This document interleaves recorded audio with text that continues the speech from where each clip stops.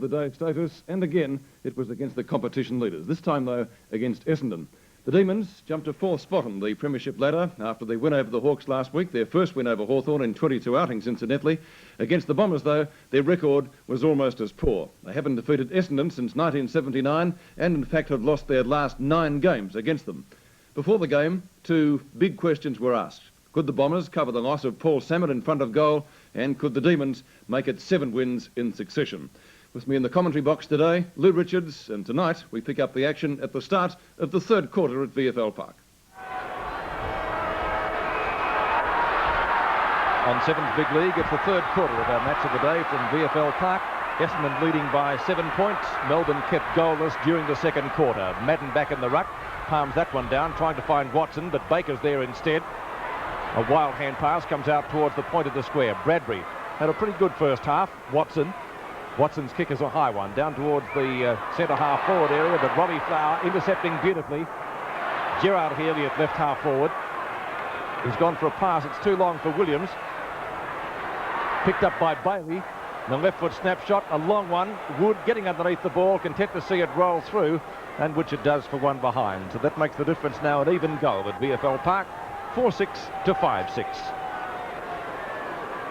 Brian Wood to do the kicking in. And then he slips over. Of course, we had a lot of rain here this morning and also last night. Wood now transferring it to the outer side of the ground. Cordner is the high flyer, knocks it away from Van der Haar. Ball still in play. Waterson picking it up just on the line, but the umpire has decided that it is now out of bounds, and we'll see a throw in at right half forward. It's at right half forward for Melbourne. Madden and Cordner, won by Cordner, tried to find Greg Healy, couldn't do so. Picked up by Robbie Flower right on the boundary line. Good shepherd by Healy. Flower, a long shot is pretty good. Oh, what a great goal! Oh, superb from the Demon skipper. That is a gem. That's a magnificent goal. That's Robert Flower at his best, because he had to go around the boundary line, beat about 4 players to get himself steady. You watch it again. Knocked out by Cordner, a fumble going on, pushed on again. There he goes around the boundary line, lets fly, and that's from about 50 metres out. A magnificent goal kicked by Robert Flower. Robert Flower's first goal of the day levels the scores at VFL Park. Scores have been levelled 7 occasions now, 36 points each of 2 at the 2-minute mark. Oh, back in the centre, Healy got one that time as the Bombers go back into attack. Oh, Danaher with a good mark. He's been a great player today. That's mark number 6. And he'd be about, let me see, no more than about 40 metres out directly in front. He's already kicked 2 goals.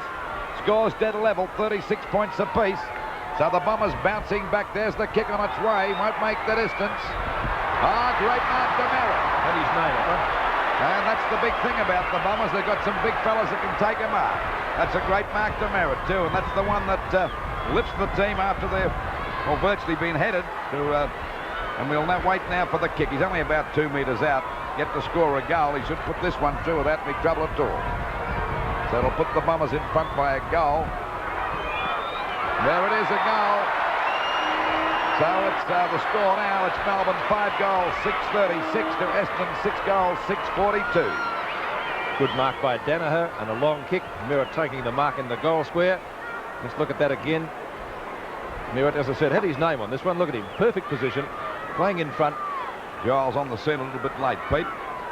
And of course, Roger Merritt had the height advantage, used his body well, and Merritt putting it through for his first goal of the afternoon. 2 to Danaher, 2 to Harvey, 1 to Merritt, 1 to Elshaw, the goal kickers for Essendon. And for Melbourne, their goals have been kicked by 5 separate players. Goal the difference. Into the quarter by 3.5 minutes, the 3rd quarter. Knocked out by Madden. It's Greg Healy booting it back there, looking for Richards. Got one hand to it. Comes in again, taps it in a bit of trouble. He's attacked by 3 of them. It'll be holding the ball against him.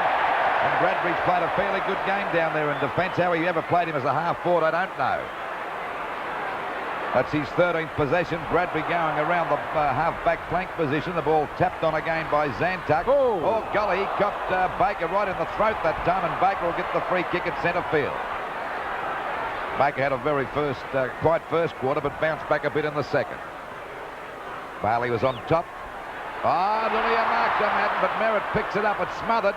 Back it comes now to Jarrett. Jarrett's kick is out wide towards the wing position. There's a go now, punched away by Neagle. Good play as he gets it over now to Williams. Williams' kick is over half forward, looking for Watson, and that's a great mark. Outmanoeuvred Giles. Over it goes to Harvey, and this could be a goal coming up.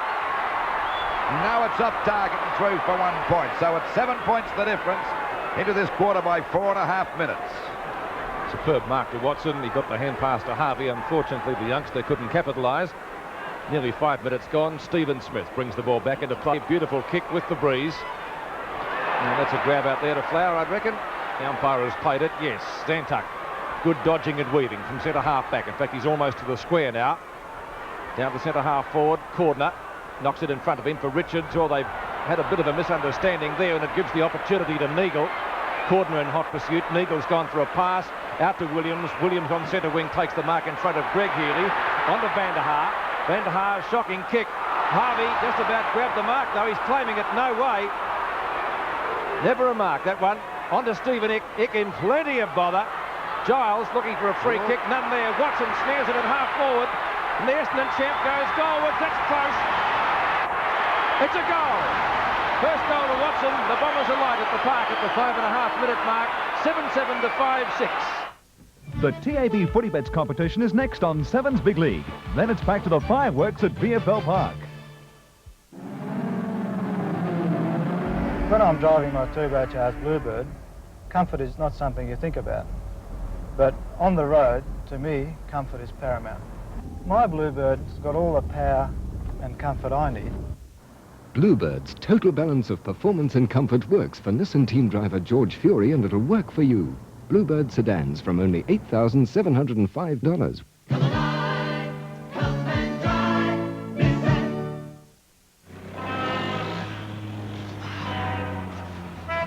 $50 this one. Right. Had a hair done today. He's that nice young man again. He's pressed the wrong numbers. Oh, he got it wrong yesterday too. Time for a break. Let's have a Kit Kat. When you have a break, have a Kit Kat. Crisp wafer fingers covered in milk chocolate. Oh, he's got it right. Have a break. Have a Kit Kat.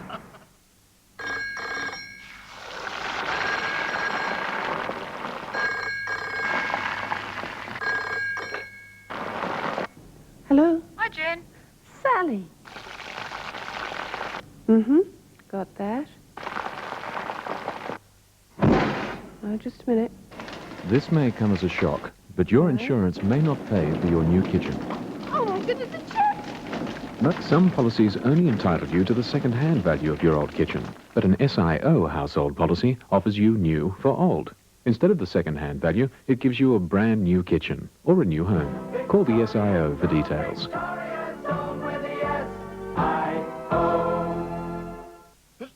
A dose of flu or a really bad head cold can knock you right off your feet. The moment it does, take extra-strength Codral flu and cold tablets. With aspirin and codeine to relieve headache, body aches and pains and reduce the fever, plus a special drying agent to help you breathe again, you'll be back on your feet fast. Take extra-strength Codral flu and cold tablets and walk away from flu. Use only as directed. If symptoms persist, see your doctor. On 7's Big League, it's time now for the TAB Footy Bet competition. We're going to be showing you a time. If that time corresponds to your Footy Bet ticket, it's up in the right-hand corner, 13.29. The ticket was taken out. Now, remember, it doesn't have to be a winning ticket. If you have a ticket with that time on it, telephone 268-2265. And if you're either first or second on the line, you'll be $250 richer with the compliments of NEC, and we'll be announcing the winners a little bit later on during the program. Let's go back to the match now, and this time we pick up play at the 17.5-minute mark of the third quarter, Melbourne and Essendon from VFL Park. Well, OK, it's good news to see Yates is up again. Doesn't look too good, that arm. He's carrying it, naturally. Oof, oh, golly, that was a tough one. Finally, it comes out again. Ball booted up there by Conley towards the wing position. Dropped that mark, Neagle. Should have grabbed it as the ball goes back there towards half back. Carey smothers it. In goes Dixon. Has a bit of a fumble, but now he's clear. Gets the ball back. Ball punched on by Gerard Healy up there towards full back. Kicked off. Oh, there we see Van der Haar copped a beauty in the face. Well, Melbourne are dishing a bit out now as the ball finally goes over to Elshaw up there on the edge of the square. Goes for a long kick up there towards full forward. Madden it is getting into position. The ball knocked out, well picked up by Baker. A short pass to Harvey. And on the scene a bit late that time was Zantuck, but Harvey's already got the mark. And Harvey would be about, let me see, about 30 metres out if that, and he's already kicked 2 goals. Fella's a rather impressive player. Just the same, Zantuck's been on top of him, but he's got a bit of a build. He's kicked 2 valuable goals and a chance for his 3rd now. And the Bombers have looked a lot stronger since about halfway through the 2nd quarter. Demons starting to wilder, but that's a good kick. That's his 3rd and a goal to the Bombers. So it's Melbourne 5 goals, 7:37, crowning Essendon 8 goals, 9:57. A difference of 20 points, and that gives them a pretty good lead under these conditions. Rain has stopped, but it's pretty slippery out there. We watch it again. This is a good mark to Harvey, and there we see Zantuck. Mark or free kick, call it what you will. Hazard coming off, and he'll be replaced again by Eustace. 20 points the difference. The 3rd quarter in progress, some 19.5 minutes. Essendon looking the goods at the moment. Melbourne's run appears to have come to an end. They've won the last 6 in succession, but Essendon winning the match and the rough stuff at the moment. In fact, if it was a boxing contest, they'd be a mile ahead on points. Out towards right half forward. Bailey takes the hand pass from Williams. Up towards Gerard Healy at right half forward. The Demons badly needing a goal. Healy gets decked after he's kicked the ball, and we'll wait on the decision.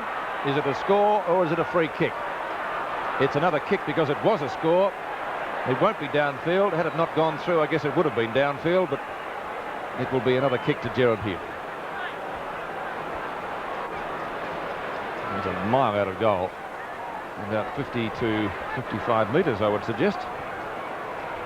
And of course, he has the wind behind him, so that's going to be of some assistance, but the ball will be a little bit damp now. It's the one they want, Pete. They badly need a goal, don't they, Lou? Certainly do. Healy comes in to shoot at goal. It's another good kick from Healy, but through for 1 behind, and that makes the difference now 19 points at VFL Park. Sevens big league scoreboard, 57 plays 38. Ball back into play. Chipped out towards Merritt, and he's lost it, but he's regained it just as quickly and decides to go for a run. Well, that's confidence for you. Merritt's kick up towards the centre wing position. Williams in front. And comes down with the mark. Good grab taken by Williams. Williams on centre wing. Umpire Rowan Soares wishing the player back on the mark. That's Waterson. Kick dropping a little bit short. Ick, good grab, takes it over the top of Elshaw. Well, they've got Ick playing at centre half forward to give a bit of bite down there because Cordner was badly beaten by Van der Haar. Waiting with this kick, my Ick into the goal square. Cordner up there at full forward, flies, got his hands but couldn't hold the mark, kicked off the ground by Greg Healy, but backing up well as Kira. They've been doing that since about halfway through the 2nd quarter. Ball punched away by Flower. There's a chance now for Bailey to give a hand pass back. Oh, messing about that time was tossed. They're going to lose it. And once again, Carey out clear. A hand pass coming over to Waterson. A bit of a wrestle going on there. And finally, we see the ball out wide towards Williams. He's got the mark. He's off like a shot too. Good play by the little rover as he goes for a pass. It's too long. And an easy mark taken there by Smith. 19 points the difference. Ball out there to Peter Moore. Can't pick this up. He's going to lose it. They've grabbed him. A hand pass. He could have been lucky to get out with that one. Finally, it comes back now to Dixon. Dixon out there at centre half back. Boots the ball long out towards the half forward line. Chance. That's a good mark to Tossell. So Tossell with the ball about 70 metres out from goal. Oh, he's going to mess this up if he's not careful. It goes over to Williams. Short pass. Up. Ooh. Umpire said it'll be a mark or a free kick. Please yourself there to Bailey. Bailey gives a hand pass back there to Healy, up there towards the goal, but he could have been better off going for a kick, and it's through for 1 point. So it's 18 points the difference.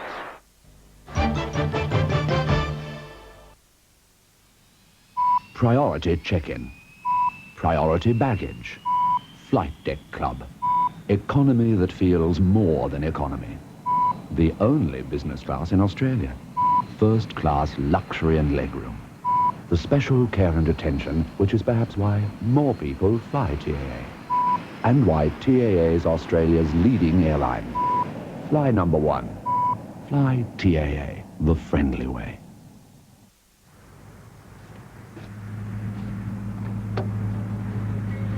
Thank you, John.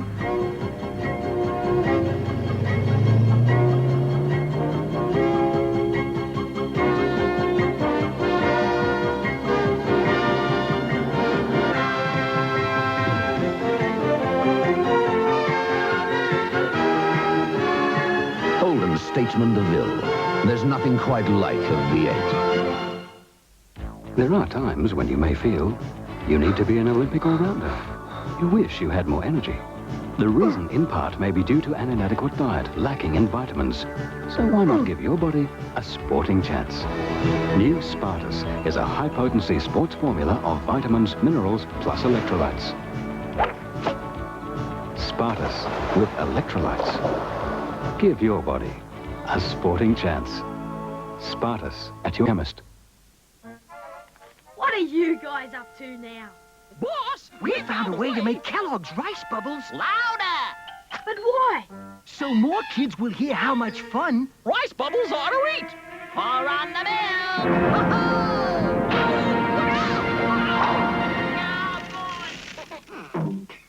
Guys, give up. Kids know rice bubbles are fun to eat. I don't know. Just the way they are. Sorry about the office, boss. The battle for the Sterling Cup heats up when Essendon take on Hawthorn in the first of the semi-finals. The Bombers and the Hawks, the VFL's top two sides in a match that promises to be one of the highlights of the season. See all the action of this week's Sterling Cup match, 8:30 Tuesday, live and exclusive to 7. 22.5 minutes or just over that mark. We wait now for Vanderhaar. The Bomber defence has been very strong today. Well, that proves it, the score. 5 goals, 9. Well, they all missed that one. I think it might have been knocked by Reynolds, and the ball will go for the boundary line and out of bounds. So it's out of bounds, still on Melbourne's half forward, and this time it's on the opposite side of the ground, about 70 metres out from their goal. But the way this Bomber defence is playing, that'll be about 7 miles. It must seem like that to them. Knocked out by Ick, and the ball out of bounds again. Well, it hasn't been the most scientific game today. It's been a struggle, and of course, been pretty tough out there, Lou. Well, the Bombers are a stronger side physically. That's why they're in front at the moment. Of course, the Demons have been on the wrong end of a few free kicks here today, and they've been pretty tough, knocked them about a bit. I think that stunned them and slowed them down. We wait now for Merritt to get this free kick with a 15-metre penalty, which brings him right up to the half-back line. Merritt out towards Eustace. The ball punched out again by Jarrett. As they go now for Conley to pick it up. He's out there on his own. He's got to grab it. He can't pick it up. In goes, that was Dixon. And the ball finally forced out of bounds. Good play on the part of Terry Danaher. He's played a great game here today. 8 goals, 9 plays, 5 goals, 9. And we're at the just on the 24-minute mark of this third quarter. Yeah, still 18 points the difference, but Essendon looking much the better side. Tossel's kick is a short one up towards the full forward position. Greg Healy and Carey. In comes Neagle. Carey again. Well tackled by Healy. It rebounds to Neagle, and Neagle's clear this time. Decides to go for a little bit of a trot. Gets clear of Richards. Elshaw in the road.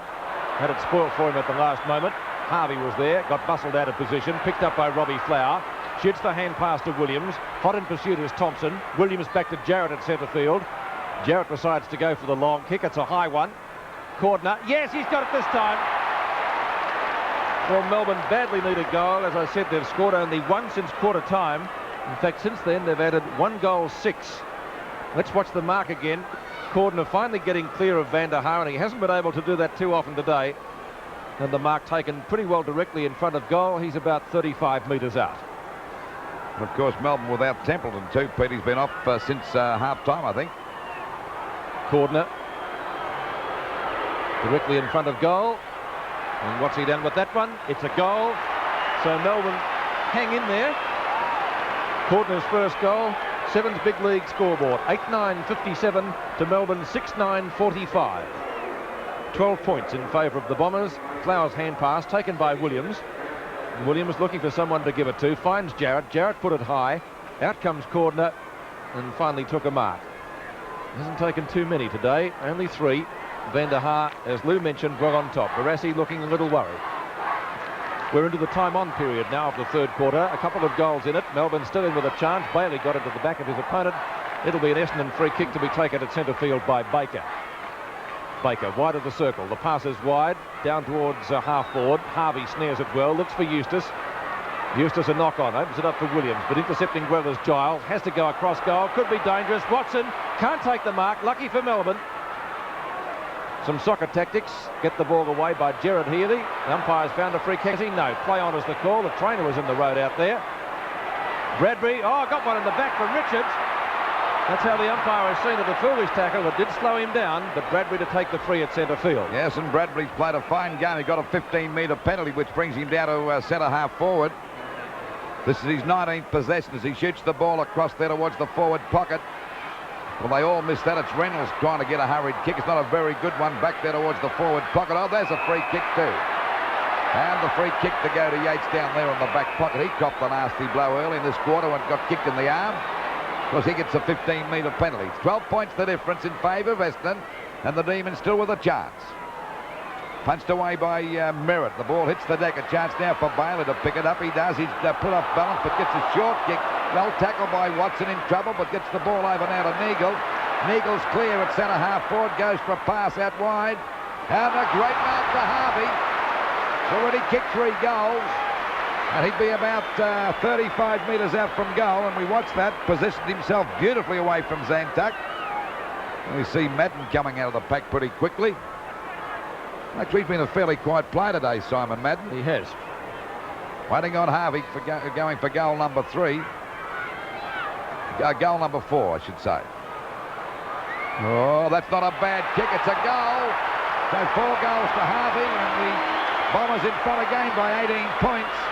9 goals, 9-63 to Melbourne, 6-9-45.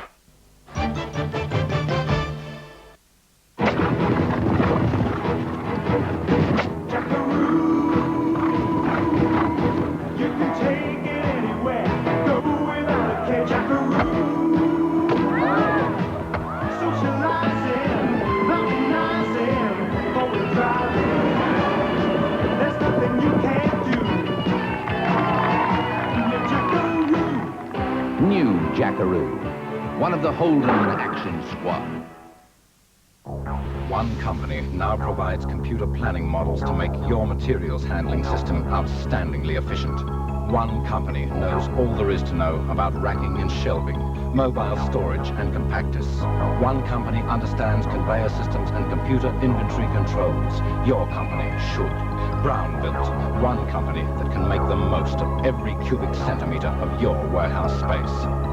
Brown Built, the system that makes your system work. Most snacks are cruel to diets, but not apples.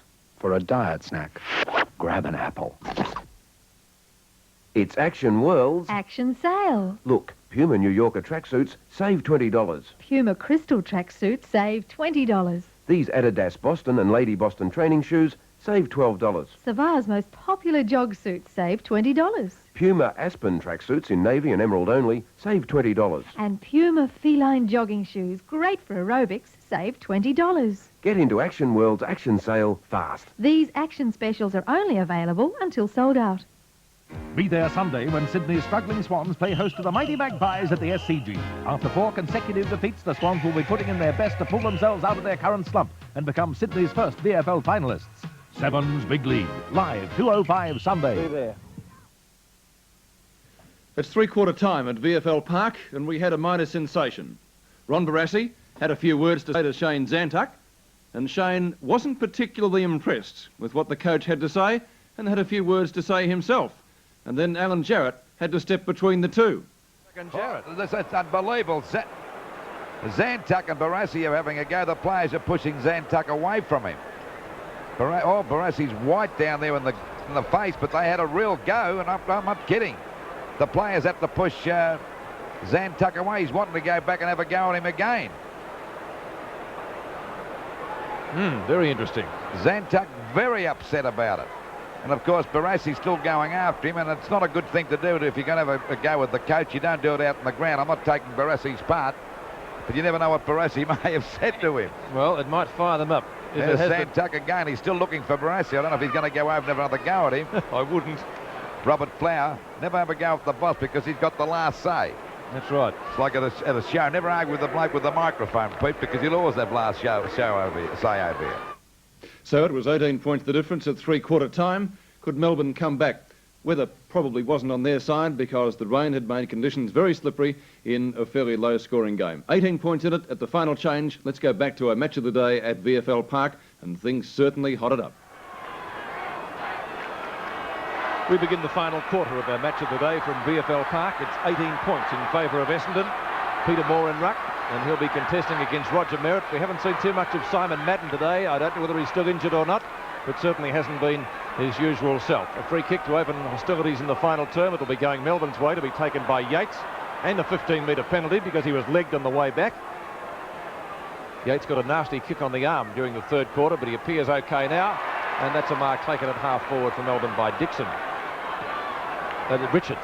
Richards up towards full forward, looking for Cordner, and he just about got that. Knocked away by Carey, picked up by Bailey. A hand pass to Giles, a high kick. Two Essendon players are there, and the mark taken by Paul Vander. Oh, Cordner got a beauty from Duckworth. Oh, right in the face. Oh, what a ripper, not seen by the umpire. Ninth mark to Terry Downer. He's played a great game. Wasn't a bad one, Lou, was it? That was a ripper. Lionel Rose would have been proud of it. He would have. Williams up towards Harvey. He's played a good game, this young fellow. Kicked 4 goals and 15 possessions. So I was talking to Kevin Sheedy about him. He was very impressed with this young player, and justifiably so on today's performance. That's possibly the reason why Barassi was having a go at Zantuck, and of interest to all our viewers that he and Barassi had a real ding-dong struggle there, an argument there at three-quarter time change, Pete. Yes, Zantuck had to be dragged away from Barassi. A very interesting confrontation taken by Gerard Healy right on the boundary line. He's gone for a pass to Johnson with that leg well strapped. I didn't see him during the third quarter, Lou, and that's obviously the reason. He was off the ground, Pete. He is, well, limping. That's a corky. Oh, 15-metre penalty, and he's not in great shape. Johnson, I would suggest. He takes the free kick. He's gone for a pass, looking for Stephen Eck. Danaher right there with him. Had to go the knock on Eck. Ball booted out by Waterson. Oh! Greg Healy copped a ripper from Donnell. And if that wasn't a charge, I'm a Dutchman. Well, I'll tell you what, the Demons have copped a few today, haven't they? Have they what?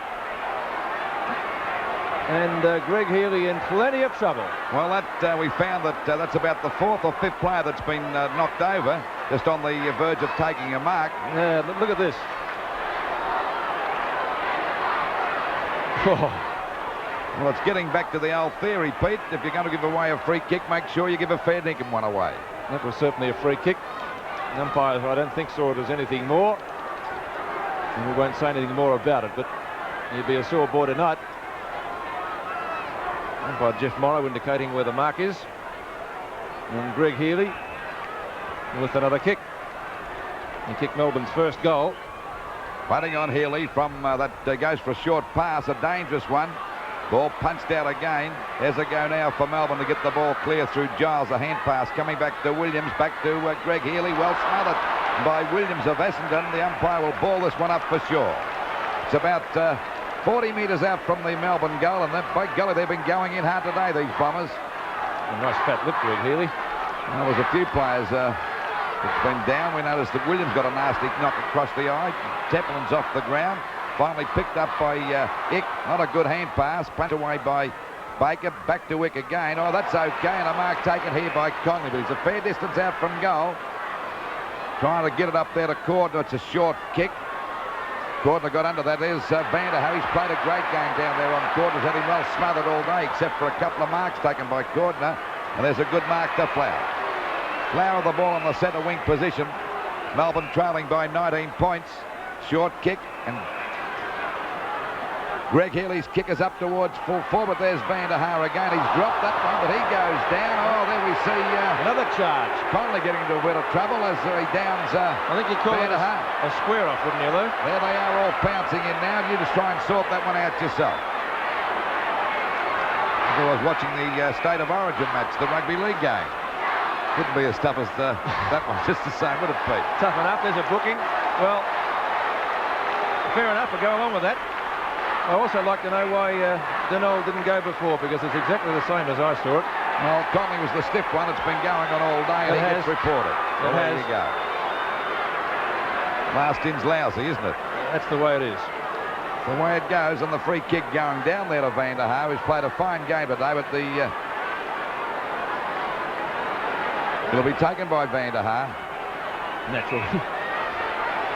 He's okay. There's the hand pass coming over to Williams. The Bombers looking far the stronger side. They have since about halfway through the second quarter. Ball tapped on again by Watson. Kicked off the ground by Harvey. A long kick up there towards the big fellow Madden. He goes down. He tries to get it back there to Danaher. Tapped on well by Smith.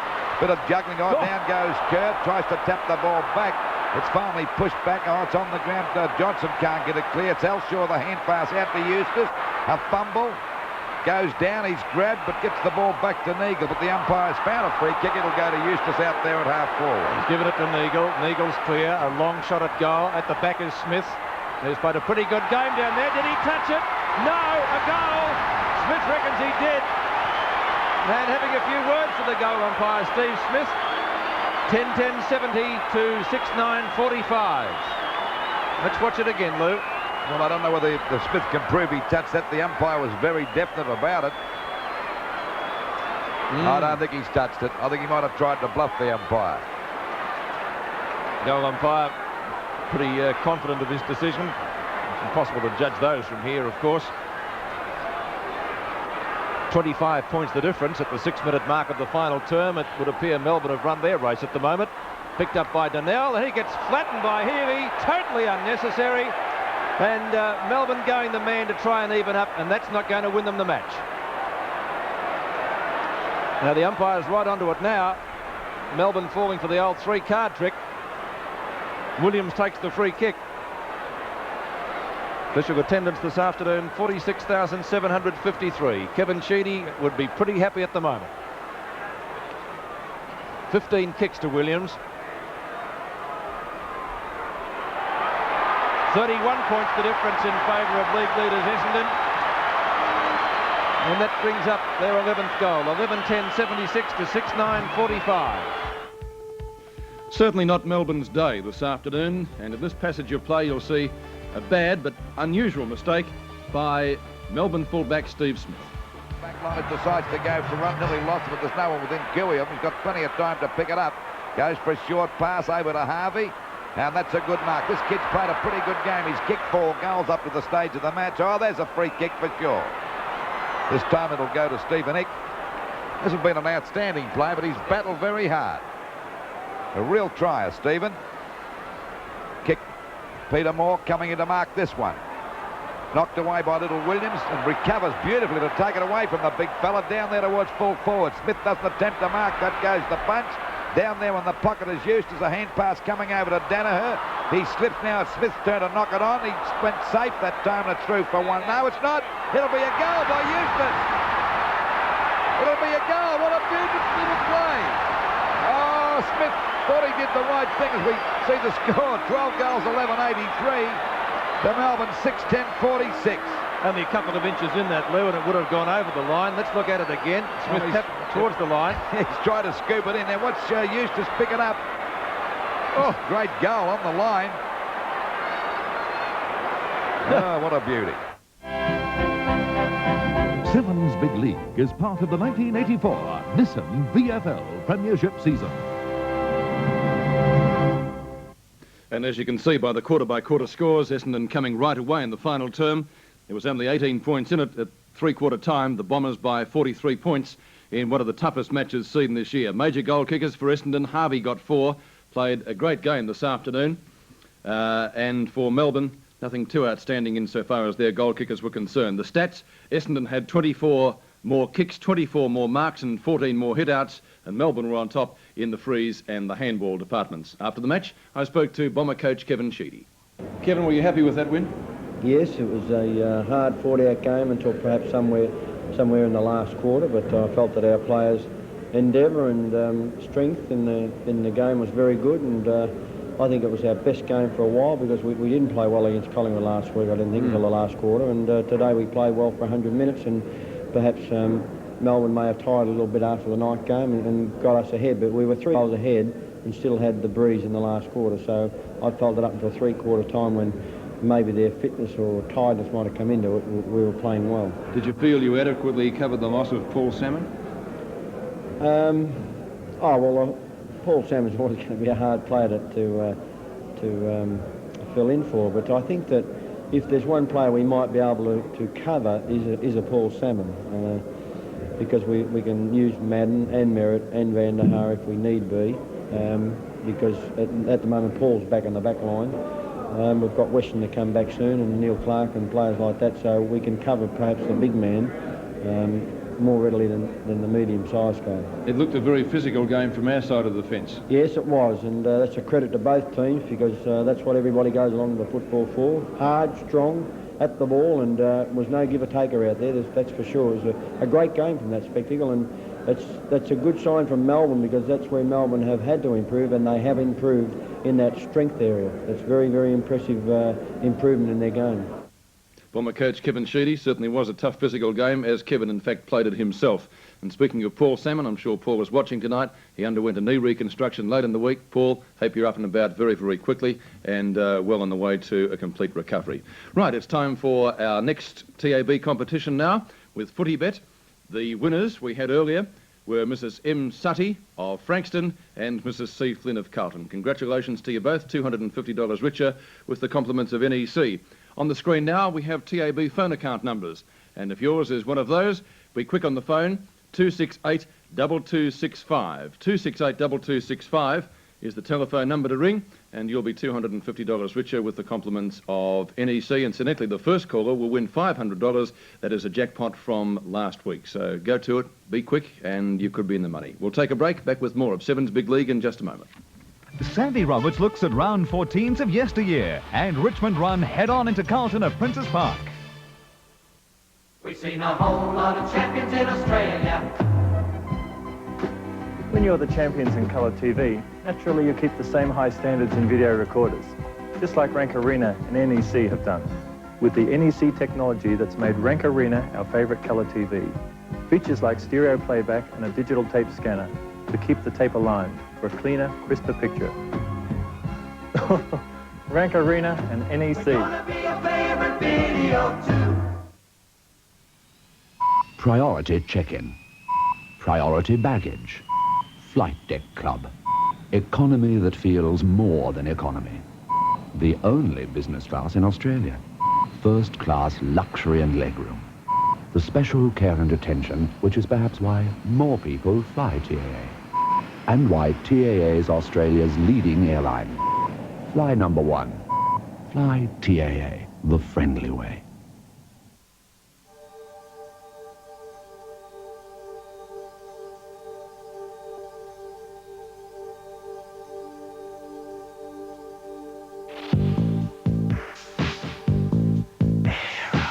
New Aero Bar takes the goodness of milk and bubbles it into milk chocolate to give you a deliciously different, smoother, melt-in-the-mouth experience.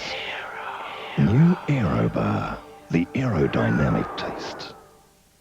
New Ford Econovan. Econovan, the economical van. Why are we into new Econovan? It's really comfortable with room for three. And it's so easy to drive. New Ford Econovan, the economical van. Why am I into new Econovan? 1.4 litre, 5-speed. There's a single rear-wheel model, but I got duals for a flat floor. New Ford Econovan. Economical van. Part of the Ford Truck Force. Sunday, 7:30, bless this house. We're in for a visit from Sid's American cousin, Tony. At 8 o'clock, Kingswood Country, when Ted wins a pedigree boxer in a bet. But this boxer's something else. Be there Sunday for Bless This House, followed by Kingswood Country.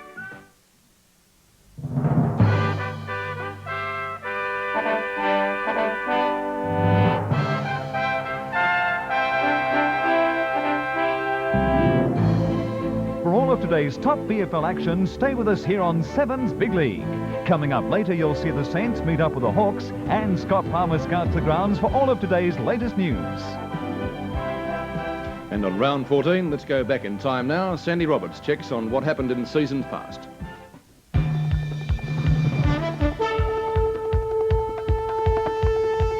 Thank you, Peter, and good evening, everyone. Well, first up, let's go back to the days of black and white. We're talking about 1966, and Essendon's Ted Fordham kicked 10 goals on this round as the Bombers defeated the Magpies. Incidentally, it took Fordham's tally to 51 goals in 14 games. The upset of the round in 1967 saw North topple topside Carlton under coach Ron Barassi.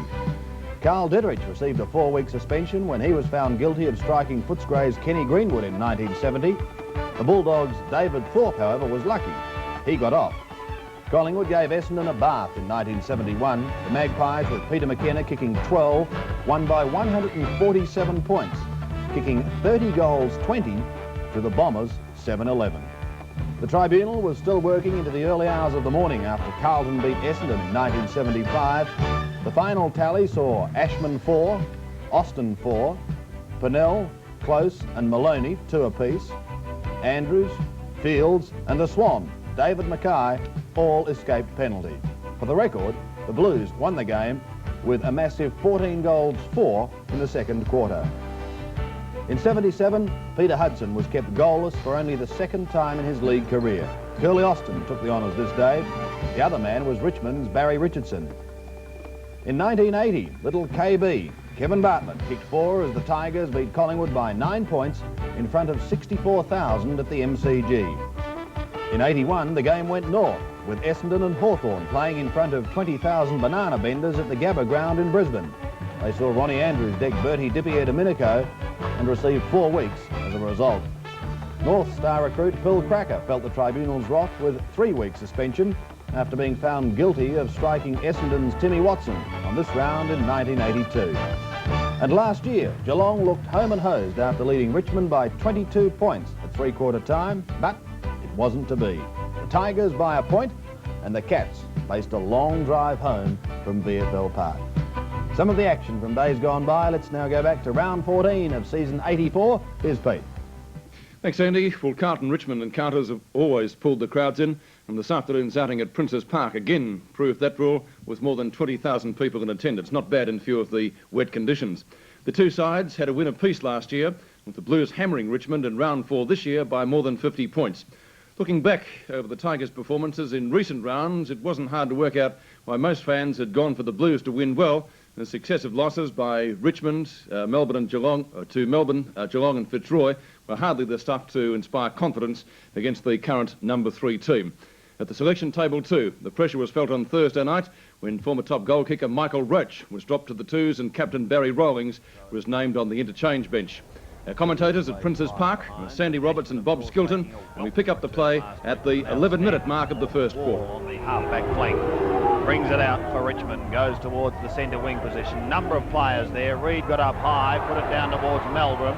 Carlton boys warming up on the bench, straight into the chest of Lee, to the half-forward line. Waitman too small, Jess trying to read the crumbs, couldn't do so. Reid threw it out to McConville, back to Meldrum. Meldrum goes even wider to Glascott, and the Blues are out of trouble. Away he goes in there and fire once again. As young Blackwell goes towards full forward, almost a good mark taken by Richmond in front of the pack, but the umpire says no, I'll have a bounce. Couldn't pick it. Craig Stewart was in front, and I thought he may have been paid the mark, but no. So a ball up in the square.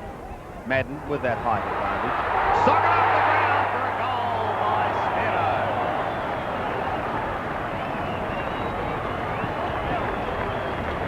Steno. Quick as you like breeze lightning.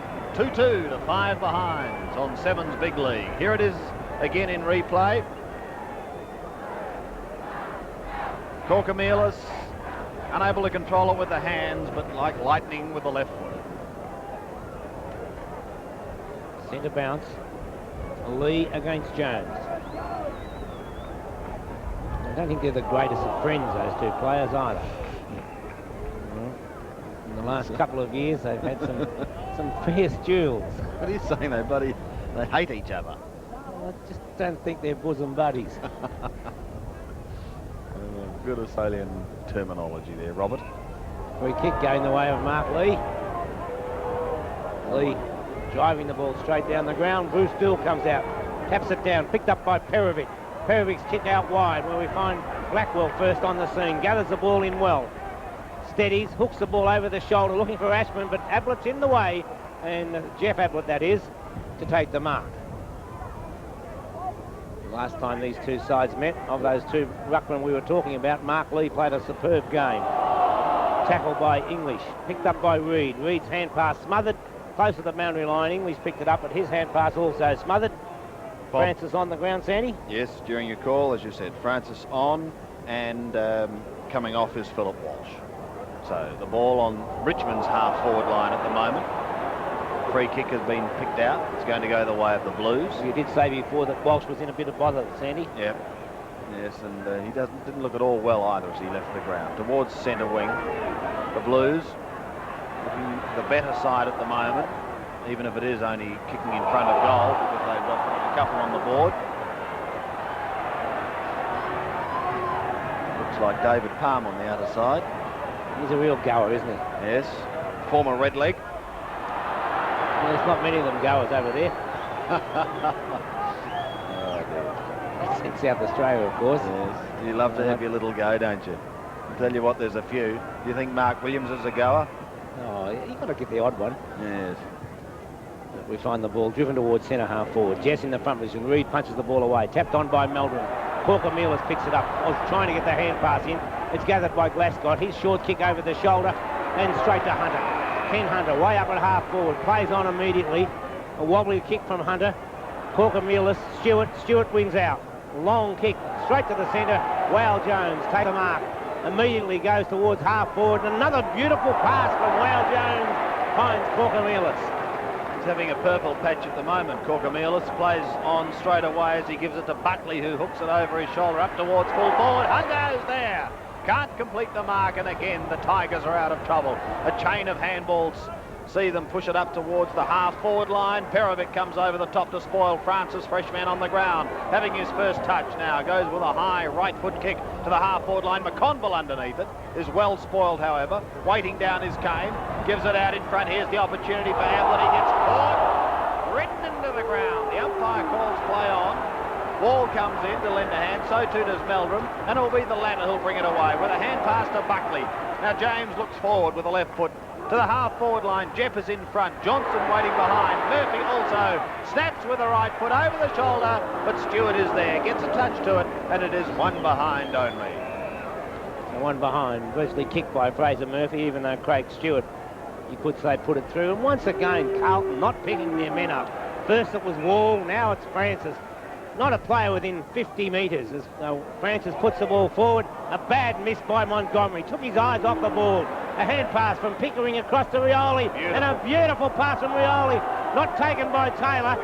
Picked up by McConville. Tackled too high, but he gets the ball to Reid anyway. Reid wobbles a kick forward. Can't be taken by Jones. Picked up by English. He gives a hand pass across to Buckley. Buckley now drives the ball to centre half forward. Up high was Madden. Punched away by Stewart. Hunter comes on the scene, offloaded by Stewart, and we find... Dear. Now, what in the world was that for?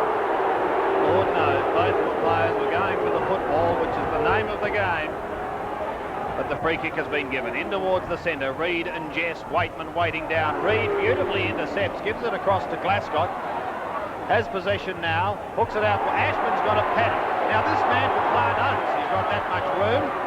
Steadies with a bounce and goes short. It's a fairly directed pass too. He's looking for Madden. Intercepting was Palm. Hamlet gives it across, but in the meantime the free kick's been picked up and Spiro Corker-Mealis will be the recipient in that right half-forward flank area. 15-metre penalty, Sandy. Which brings him well within scoring distance. The Blues at the moment lead by 10 points, despite a similar number of scoring shots on the board. 2-3, plays 5 behinds. Corker-Mealis kick is a beauty, straight through the middle. Thank you, says the Golden Greek. And it's 3-3, plays 5, and Spiro has 2. Yes, and it was very pleasant hearing it as we watch the replay now. Craig Stewart. And really did throw the ball. Yes, a good decision by the umpire. There was no doubt about that. But it was good to hear John Elliott say that there's going to be a new press box, including the TV here, because at the moment we're getting very wet, Sandy. Yes, the rain is starting to come in this magnificent viewing complex here at Princes Park. Fair dinkum. If you're a dairy farmer, you wouldn't run cows in it. Nevertheless, Johnston will take the free kick from centre field. I can't understand it, really. I mean, would you run cows in this? You wouldn't, because you want a fair return for your money. The full forward, Blackwell in the pocket. Caught on the left foot, can't get an effective kick away. Ablett ducks his Chutney and will take the free kick. Well, he's got Lee on the other side. As Doug Wade would have said, you couldn't tell them apart except one got a beard, Sandy. Booting now King. Buckley reigning supreme, and he holds the ball aloft. Yes, dear old Doug. For the coveted award. But I mean, really, I would imagine the Marootna thirds would have better accommodation than this. The full forward, Lee, getting in touch. Picked off the ground, however, by Murphy for a goal. Well done, Fraser Murphy.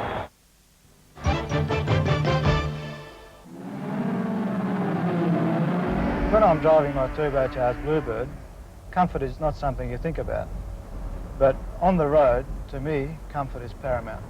My Bluebird's got all the power and comfort I need. Bluebird's total balance of performance and comfort works for Nissan team driver George Fury, and it'll work for you. Bluebird sedans from only $8,705.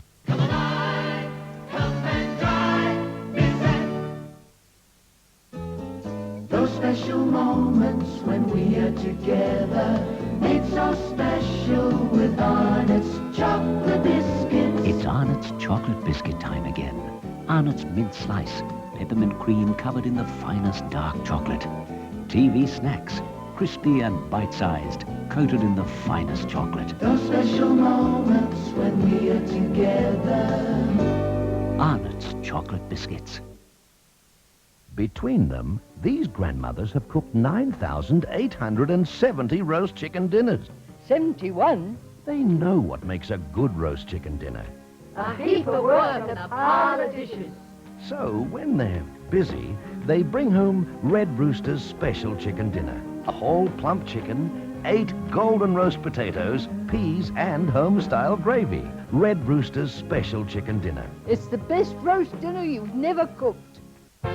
Sunday Press has a report from London on Prince Andrew's latest escapade and the boom in way-out dining in Britain. In league football, Neil Roberts makes his choice for premiers. It may be a surprise to many fans, but he hasn't gone for either the Hawks or Bombers. There's also a special feature on Max Walker's new career and exclusive courtside reports from Wimbledon by John Newcombe. Sunday's best paper, Sunday Press, out tomorrow. Charlton Heston is the sheriff. James Coburn, the escaped prisoner. These are the last hard men playing the deadliest game of all. The Last Hard Men. For the first time on television, your powerful Sunday night movie at 8:30. It was 27 points the difference at quarter time. We pick up play now at in the second quarter at the 2-minute mark. Listening to the big league at the present moment. As Montgomery puts a high kick in towards the centre. Comes off the boot of Melbourne, taken by Landy. Landy of Richmond puts the ball up towards half forward. Good play by Ashman. Taps the ball forward to Reid. So Bruce Reid now puts a long kick towards half forward. Wayne Johnson up high, couldn't take the mark. It's picked up beautifully by Murphy. Murphy with a hand pass towards Meldrum. Can't handle the ball cleanly. Still going though. Meldrum loses it again. Gains possession again. Great play by Meldrum. Across to Corcomelis. Back to Meldrum it comes. Meldrum has the ball kicked away by Jess. Comes back towards Jones, who tried to tap the ball forward. Ania gathers the ball well in the centre. Gives a hand pass in towards Palm. Palm wobbles a kick towards half forward. Missed by Montgomery. Taken again by Montgomery. Across the ground. Perovic completely on his own. Oh, beautifully by Rawlings. Montgomery comes in to lend support. Grabs Rawlings. And umpire Cameron decides that it's time for a bounce. Bounce will take place on the half-forward flank for Richmond. And as the rain comes down, I get the distinct impression that Barry Rawlings is out to have a few words to the Richmond selectors. He has possession now, gets a hurried left foot kick. Now, they love Bruce Reid here. I don't know what the story is there, but he goes short to Buckley. James's kick long, out comes Madden, but it won't be far enough. Waiting down is Meldrum. Can't take it, rode the bump. He took it all right, Andy. And he's down as Ashman shoots towards goal. And he's put it through. Meldrum's all right, don't worry about that. So the Blues steam further ahead. 6-3 to 6 behind on 7 big league. He did cop one, Sandy. The big league replay shows that That former South Australian dishes it out when he goes in there. You're unbelievable. The centre bounce. It will be Wow Jones against Mark Lee.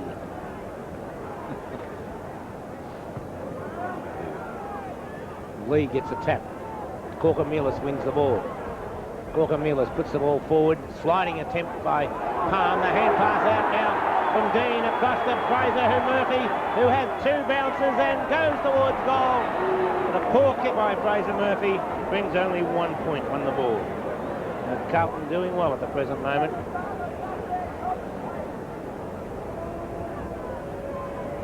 So, back into play once again with Craig Stewart. 40 plays 6.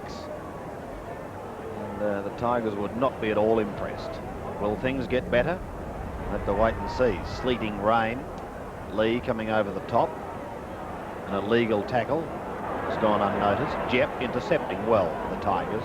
Gives it over the top to Rioli, who does a little cop shot performance. And Peter Dean says, don't worry about the acting. Let's get on with the football. To Meldrum. He's another exciting young player. Been around for a while, but now starting to show it. Buckley. Go, James, say the Blues, and go he does. Straight for goal. Good night, Richmond. 7-4 to a paltry 6 behind on 7's big lead. Westpac announces the world's first national electronic banking system. A vast network of electronic terminals and bank branches that gives you the choice to do your banking where and when you want to. A system that is soon to be installed into over 1,000 service stations and supermarkets. All you need is just one card. The card is the bank, and the bank is Westpac. I got a mate. I got a mate. I got a mate. Call Mazda. Real tough mate I go to work with. Real tough mate who works real hard. Real tough mate I gotta rely on. I got a mate called Mazda. This new E-Series is a real beauty. The whole range is hard and tough and efficient like all the Mazdas when it comes to business, but downright pampering when it comes to basics. Can't do nothing without a mate, and I got a mate called Mazda. I'm a firefighter. You get greasy, grimy. I sometimes shampoo 2-3 times a day. I'm a bit worried about that. I have to have a shampoo that's gentle. So I use my daughter's Johnson's baby shampoo. There's a big difference. No other shampoo has Johnson's unique formula. It combines thorough cleaning with extra gentleness. Johnson's baby shampoo gets my hair very clean in a very gentle way. It even makes my hair feel better. And Johnson's is gentle enough to use every day. The proof's right here. Geez, the car feels funny. Did you put those wheel nuts on properly? You may not think your car's worth insuring, The wheel nuts! but you're still liable for all the damage it causes. This delivery van driver will sue for a lot of bread. Hey, look at this! And after their brush with death, the painters will settle out of court. The truck driver, well, he puts a court case on the pipeline. And the local cycling club gear up for a legal battle. The hardware shop, $8,200 damage. Yet the $80 property liability policy from AAMI pays for all the damage your car causes.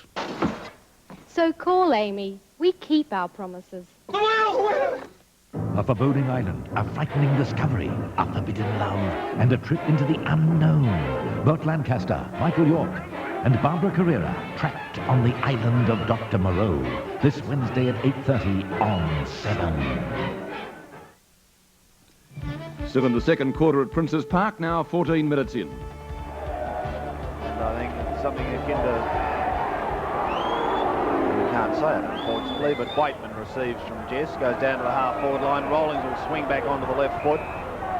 Oh, he goes short into the pocket. It's a terrible kick, but it finds Whiteman. He may get around Meldrum. He shoots towards goal. It's a good-looking kick, and it's a goal.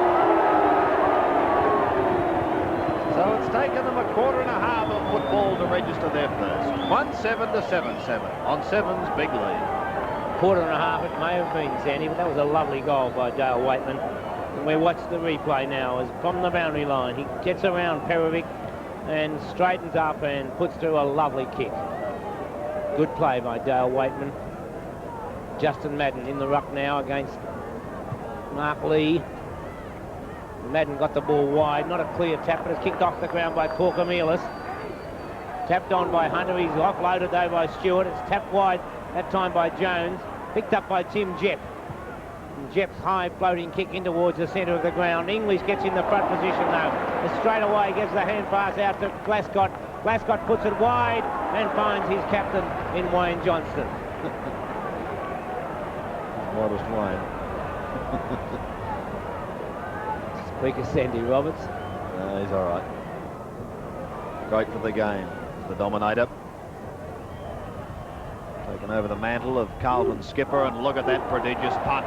What a booming kick, but Wayne, you're well off target, my boy, and out of bounds on the... And I don't know where the choir came from in front of us, Bob, but they're certainly in fine voice. I think they've heard Mike Brady's version of that song from Ted Whitten. They've heard something, or they've had something, and it's had an effect. They've altered the lyrics a little, but it does sound like the seaweed that Mike talks about with Ted Whitten. Mark Lee gets the hand pass in. Tim Jepp gives a long one, looking for Peter Francis. Francis keeps the ball in play, runs toward into Perovic. Under pressure, we find English now, and the ball smothered off the boot of Des English. It goes over the boundary line, and the throw-in to take place, centre wing, outer side of the ground. 49-13. 16 minutes have gone in the second term as Justin Madden and Mark Lee, neither player can get a clean tap. Umpire Peter Cameron on this occasion decides it's time for a bounce. And Peter Cameron not looking his immaculate self at the moment. Bounce on centre wing. Madden against Lee. Madden gets a tap, not a clear one though. Some ineffectual ruck work as Fraser Murphy got a push in the back. And Murphy, who's done well so far for the Blues, he's kicked 1 goal, 2, but he's play around the ground. He's really starting to develop. I thought it was a push in the back to Wayne Johnson, but umpire Cameron decides otherwise, and the mark will go to Tim Jepp. So Jepp, with the aid of that 15 metres, into towards the centre of the ground. Thumped away by Montgomery, almost worth a kick. Bounces awkwardly. Ashman taps the ball down, goes after it again, can't gain possession. Perovic gets the hand pass to McConville, across to English. English now towards Perovic. He gets a favourable bounce. The left foot kick from Perovic straight towards Blackwell, who takes the mark. Plays on with a hand pass to Corcomelis. Dummy, straightens up, gets past 2 tackles, goes for the short pass, and finds Wayne Johnson, who doesn't wait at all. Hooks the ball down towards the forward area. Off the hands of the pack, it's taken by Hunter. Chance of a goal as Hunter snaps. Wobbles the ball forward, but nonetheless it's still good. It's a great kick by Kenny Mammon. Great kick. And the Blues surge further ahead. 8-7 to 1-7, and worth a look again as it's Johnston who receives the pass, then quickly hooks it in with the left foot up towards Madden. But it's this man, Hunter, waiting down behind the pack with the left foot, snapping truly. If he'd been able to kick with his right foot, it might have been an easy goal, Sandy. Speaker, his employee. Now they're into attack again. Hunter. Corcomelis to receive. Oh, here over the top he can go. He'll shoot at goal himself. How easy's that, says Spiro. 3 goals to the Golden Greek, and away scoot the Blues again.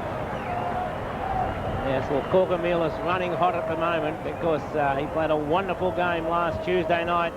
He's carrying on for it now, and on the big league replay, we watch as Corcomelis, as casual as you like, onto the left foot and bringing up goal number 9 for Carlton. Justin Madden, Mark Lee. 61 to 13. Madden gets a tap, taken by Meldrum, across to Corcomelis again. Hunter taps it over the back, looking for Ashman. Palm taps the ball forward. Sliding in there was Glascott. Couldn't get the ball out. Meldrum picks it up, but the umpire has decided it's time for a bounce. I did say Glascott, it's Peter Dean, and he did look like Glascott there with the socks down and sliding across, showing desperation, but Dean's... Oh, look at the goal by the captain, the dominator! looking dangerous. That must be one of the great understatements of the year, as Johnston walks like a pensioner going back, but he's not. And that's no disrespect at all to that group of people. And look at that athlete, straight through the... And the Blues go to 10-7. What are Richmond doing on 1-7? Worry. Well, Lord knows what Mike Patterson's doing at the moment. Here's Madden, sends him down to the half-forward line once again. This is what you call a cakewalk, a solid bump. It was David Palm. Now, the free kick's gone the other way, and it'll go to Meldrum, who is enjoying, I should say. It was almost a dead heat, that one, Sandy. That's why, well, it's not worth commenting on because it was a stupid decision, but up towards full forward. All the big guns are there. Corcomelis is waiting down. They tread all over the top of him. Johnston also comes over but can't take it away, and the umpire comes in for a bounce. Tim Jepp handing it over. A 9-goal lead to Carlton, and we're 20 minutes into the second term. Who kicked that last one, Bob? Wayne Johnson, Sandy. Thank you. Big pack forming. Umpire decides it's time for another bounce. The one goal kicker so far for Richmond has been Dale Waitman. As Hunter gets the ball wide, another chance as Blackwell gathers the ball from the pocket. Blackwell, it's hooking back, but not far enough. And 1 point only the result, kicked by Wayne Blackwell.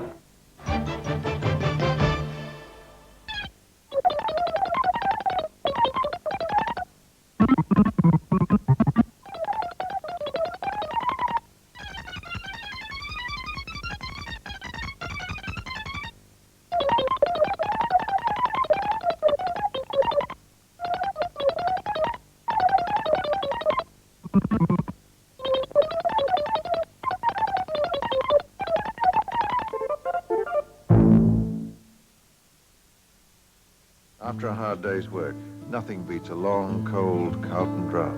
And he'll tell you he likes the kind of life he leads, and he's glad that he was born.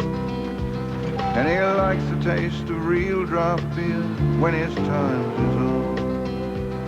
And this man earns his pay twice over by putting first things first.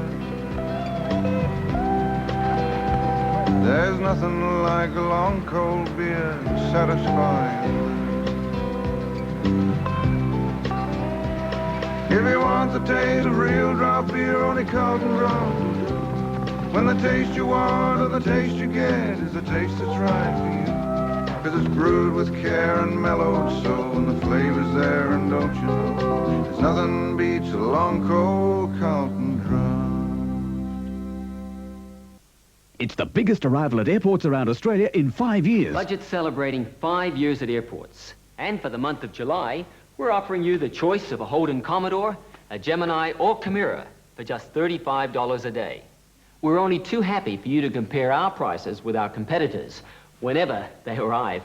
And by the way, if you happen to have one of their credit cards, we'll give you $10 cash and a new budget card for it. More than ever, budget drives your dollar further. Those special moments when we are together, made so special with Arnott's chocolate biscuits. It's Arnott's chocolate biscuit time again. Arnott's popular favorite teddy bear coated in the finest chocolate. Tim Tam, chocolate cream filling and the finest milk chocolate coating. Those special moments when we are together. Arnott's chocolate biscuits.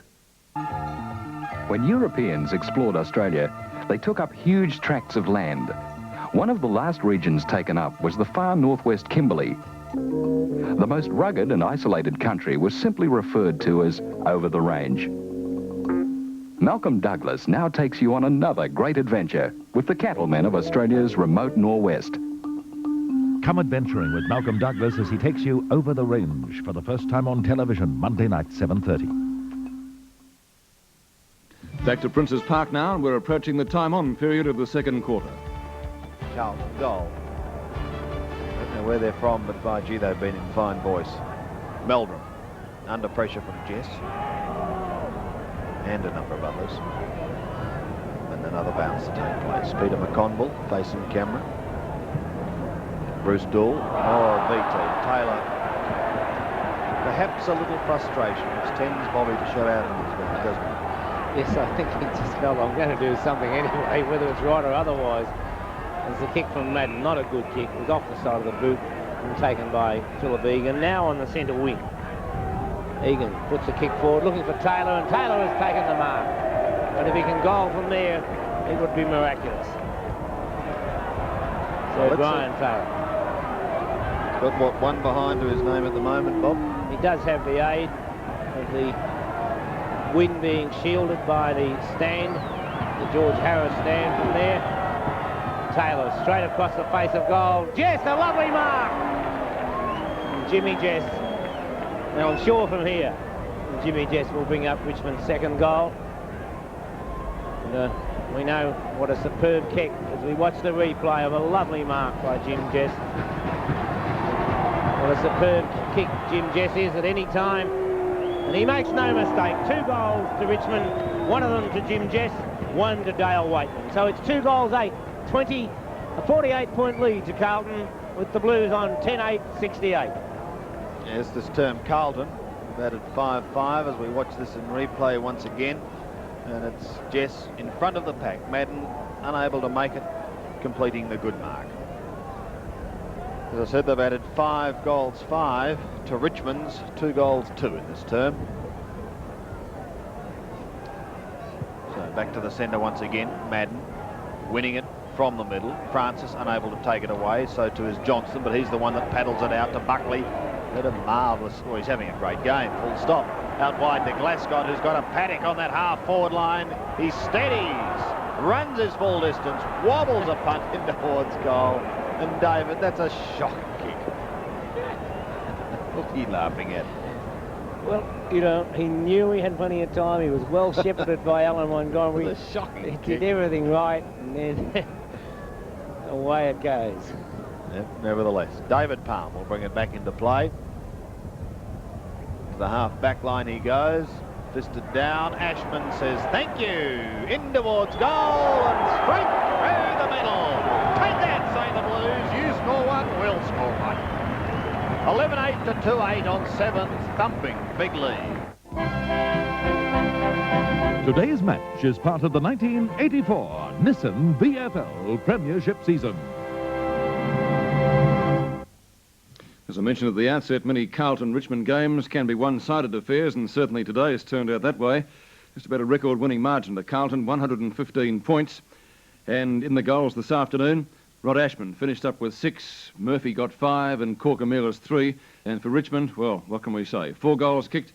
I think that's just about sums up the whole situation. The Blues on top in pretty well every department. They had 68 more kicks, 39 more marks, and 30 more handballs. Now, after the match, it was rover to rover. Bob Skilton spoke to Blues star rover Rod Ashman. Well, your form last week and your form today. Now, I didn't see last week, but obviously it was a great game. Today was certainly a great game. You'd be pleased to be back to what... Are you back to what you would term top form? Well, yeah, I feel I'm certainly a long way back to what I know I'm capable of. It really is just so good to be back playing. You really don't know how much you miss it till you're out of the game, and that's exactly what I found in the first half of the year, and I'm just so grateful to be back in playing again. Did you expect a tougher performance from Richmond today? Oh, they were very tough early. They certainly were. I thought it would have been a little bit tougher, but as you know, it's always very, very tough in the wet, and they certainly didn't let us have an easy game by any means, and I was just really pleased with the way everybody put in. Would a game like today be good, looking towards the latter half of the season, or do you just forget the 116-point win? Well, you revel in the win when it happens, but the thing is, I think the best feature of today's game is that we didn't get so far and then stop, but we kept on going right through the end, and that will put us in good stead. Sure, we'll forget about the game next week, because next week's a different game, but I think we'll learn a lot from today. Thanks very much, Rod. Rod Ashman, a superb game today for Carlton. Bob Skilton speaking to Rod Ashman. Time now on Seven's Big League to check the winners in our TAB phone account competition. And first through, Mr. Cox from Aspendale, $500 richer, and Mr. H. McGurk, $250 richer, and those viewers respectively from Aspendale and wherever. And of course some great prizes on offer at the end of the year, and let's check them right now with John Deeks. The main prize is... It's the GL manual Pulsar hatchback from Nissan, powered by a sporty 1.5-litre engine with 5-speed manual overdrive. The Pulsar GL hatch offers a standard of motoring unparalleled in any other small car, and $10,000 worth of magnificent NEC products, including television, audio, video and microwave ovens, in the end-of-year footy bet competition.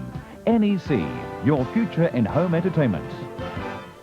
Thanks, John. You're watching Seven's Big League. We'll take a break. Back with more in just a moment. Scott Palmer looks at a big round in football, and the Saints meet the determined Hawks next on Seven's Big League.